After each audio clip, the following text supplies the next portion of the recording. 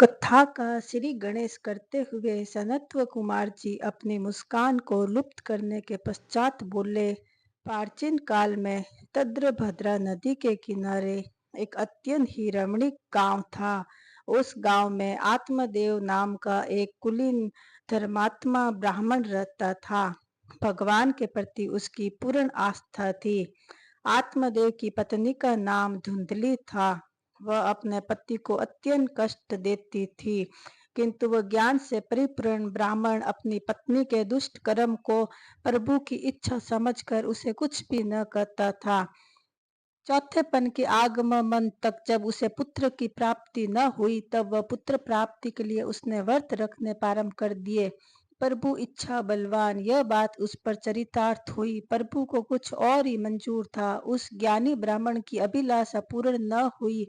निराशा ने चारों तरफ से आकर उसे जकड़ लिया। तब वह देह त्यागने की मन में इच्छा धारण करके अपने घर से निकल पड़ा और जंगल में जा पहुंचा। अति प्यास से व्याकुल होकर वह एक सरोवर पर गया। सरोवर का जल अत्यंत शीतल एवं निर्मल था। चुल्लू से जल पीकर प्यास बुझाने के पश्चात बैठकर सोचने लगा। उसी समय प्रभु की इच्छा से प्रेरित होकर एक महात्मा उस घनघोर जंगल में पहुंच गए। आत्मदेव ने उनके मुखमंडल पर विराजमान तेज को देखकर अनुमान लगा लिया कि ये जरूर कोई महापुरुष है। उसने आदर के साथ महात्मा को बिठाया। महात्मा ने आत्मदेव की विफलता छिपी न रह सकी। उसने पूछा, हे विप्रिय, तुम इतने व्याकुल क्यों हो? तुम्हारी विफलता का क्या कारण है? आत्मदेव का गला रुध गया। बोले, हे महात्मा, मैंने अवश्य ही पूर्व जन्म में कोई ऐसा पाप किया है जिस कारण इस जन्म में संतान सुख से वंचित रह रहा हूँ। निसंतान होने का मुझे बहुत दुख है, इसलिए अपने प्राण त्यागने आया हूँ। महात्मा मुस्कुराए और बोले, हे विप्रिय, निराशा उस गहरे अंधकूप के समान होती है जिसके तल में जल होने की संभावना तो की जा सकती है, परंतु वास्तविकता ठीक उसके विपरीत होती है। ला अपनी हस्तरेखा मुझे दिखा। आत्मदेव ने कहा। अपना हाथ आगे बढ़ा दिया। कर्म रेखा देखने के पश्चात महात्मा बोले, हे ब्राह्मण, तेरे भाग्य में 7 जन्मों तक संतान सुख प्राप्त होना नहीं लिखा है। अतएव व्यर्थ में रो रो कर अपने प्राणों की बलि मत दे। कलयुग में पुत्र होने से किसी को सुख प्राप्त नहीं होता है। इसलिए हे ब्राह्मण, पुत्र की इच्छा की प्राप्ति का ख्याल छोड़ दे और प्रभु के चरणों का ध्यान कर। तुझे परम गति की प्राप्ति होगी।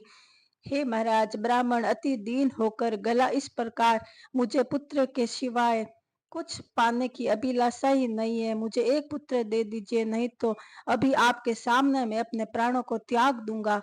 महात्मा बोले, हे विप्र, पुत्र प्राप्ति के लिए राजा चित्रकेतु ने 10,000 विवाह किए थे, परंतु फिर भी उन्हें पुत्र की प्राप्ति न हुई। इसलिए मेरा कहा मानकर पुत्र प्राप्ति की कामना को त्याग दे।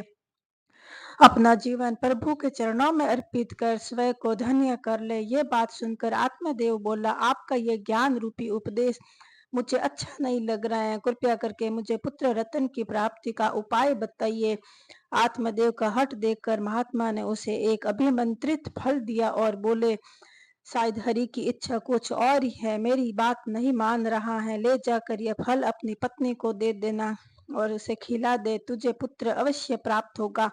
फल लेकर आत्मदेव अपने घर वापस लौट आया और अपनी स्त्री के हाथ में महात्मा द्वारा प्रदान किया हुआ फल रखकर बोला, हे धुंधली, इस फल के खाने से तुझे पुत्र उत्पन्न होगा, इसलिए तू यह फल खा ले। यह कहकर वह बाहर जाकर चला गया। कुछ देर बाद धुंधली की सहेली उसके घर आई। तब धुंधली उससे बोली, हे सखी, मेरे पति ने पुत्र प्राप्ति के लिए कई से यह फल लाकर मुझे दिया है, परंतु गर्भ रहने के डर से मैं इसका भक्षण नहीं कर सकती।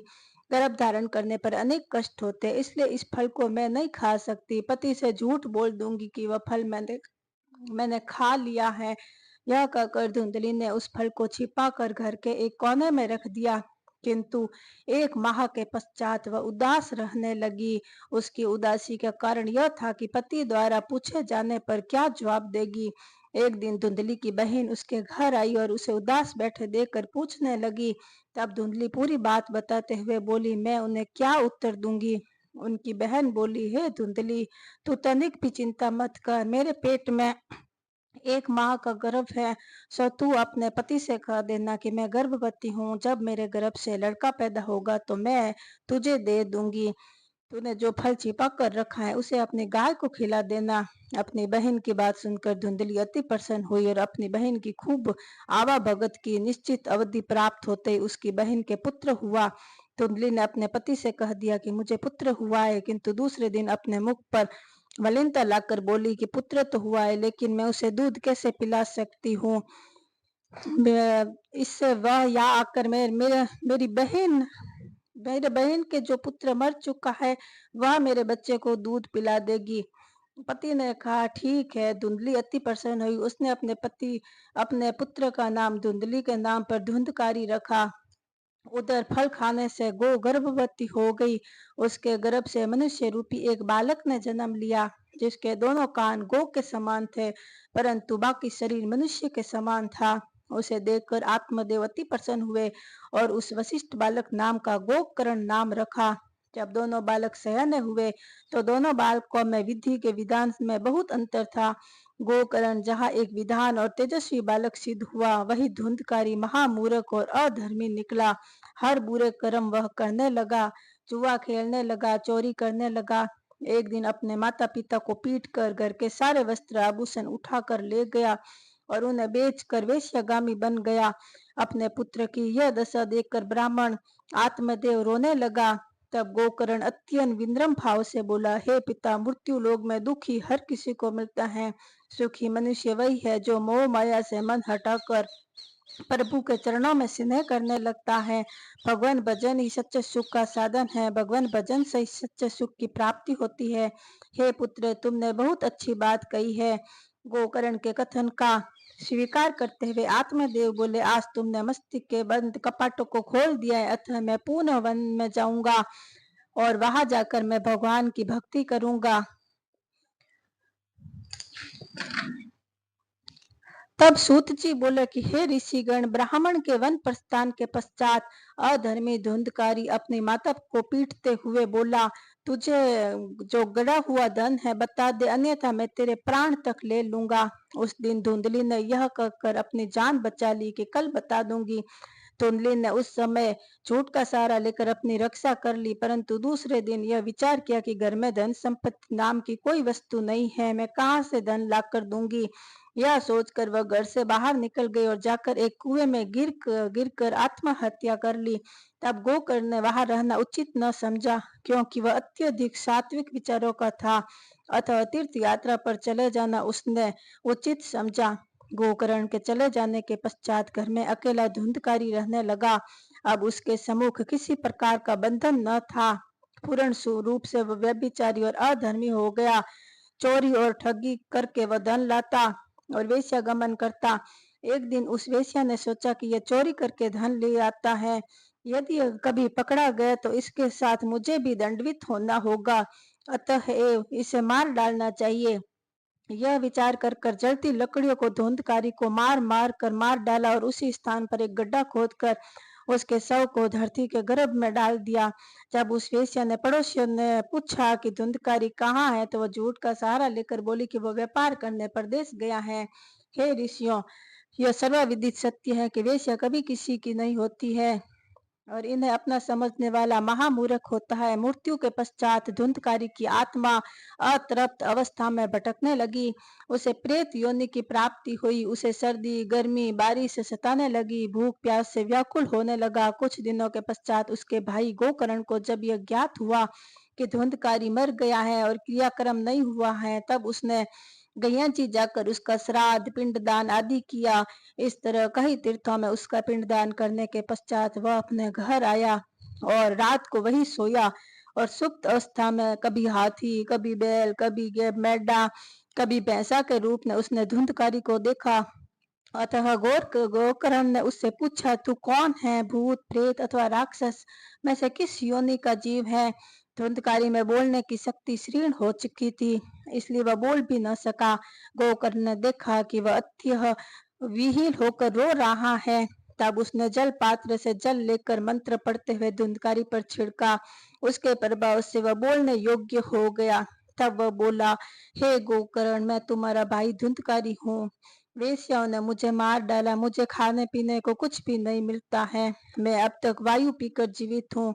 हे भाई, तुम किसी प्रकार मेरा उद्धार करो। जब गोकर्ण बोला, हे धुंधकारी, तेरे उद्धार हेतु मैंने सभी तीर्थों में जाकर श्राद्ध किया है, फिर भी तुझे इस प्रेत योनि से मुक्ति न मिली।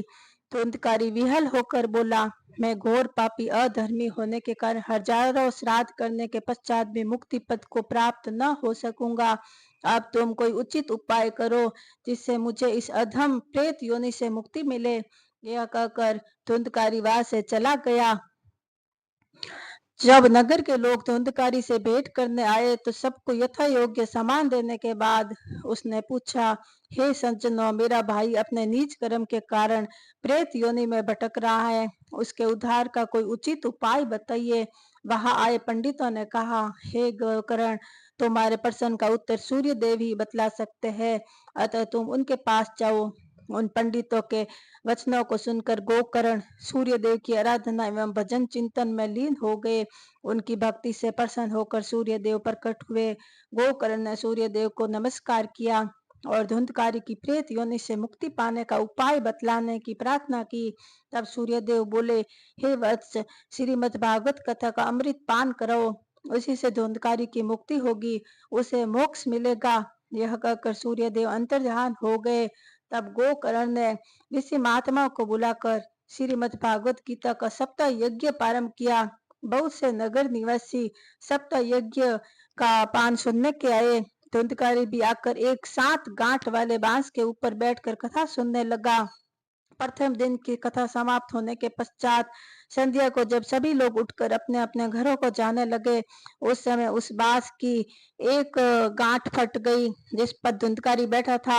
इसी प्रकार 7 दिन में 7 गांठें चटक गई।